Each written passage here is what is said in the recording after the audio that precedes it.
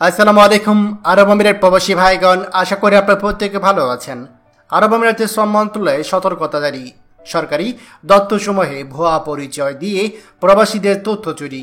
চলুন খবরে বিস্তারিত জেনে নেওয়া যায়। প্রিয় আরব আমিরাত প্রবাসী ভাইগণ, আপনারা প্রত্যেকেই সতর্ক হয়ে যান, বিষয়টি অত্যন্ত গুরুত্বপূর্ণ।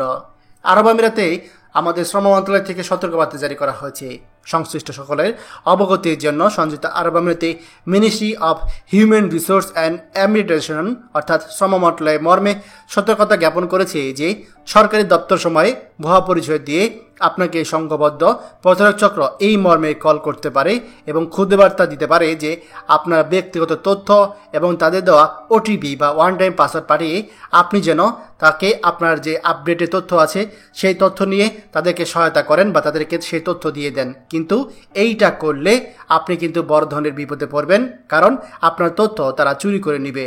আপনার তথ্য হালনাগাদ করার জন্য কর্তৃপক্ষ কখনোই এই ধরনের কল বা মেসেজ পাঠাবে না। কাজেই প্রতারকদের কাছ থেকে আপনারা অবশ্যই সতর্ক থাকুন এবং কখনো কেউ যদি ব্যক্তিগত তথ্য বা ওয়ান টাইম পাসওয়ার্ড বা ওটিপি চেয়ে কল করে বা মেসেজ পাঠায় তাহলে আপনারা অবশ্যই সেগুলো এড়িয়ে চলুন এবং অবশ্যই এক্ষেত্রে আপনি আপনার নিকটবর্তী পুলিশ স্টেশনে বা হটলাইনে ফোন করে তাদের বিরুদ্ধে অভিযোগ জানাতে পারেন।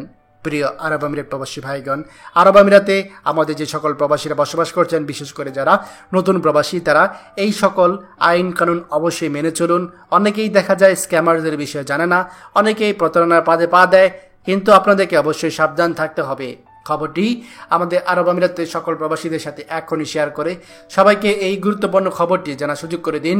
আর আপনি যদি আমাদের এই চ্যানেল নতুন হয়ে থাকেন, অবশ্যই আমাদের চ্যানেলটিকে সাবস্ক্রাইব করুন আরব আমিরাতের সকল গুরুত্বপূর্ণ খবর সবার আগে পাওয়ার জন্য।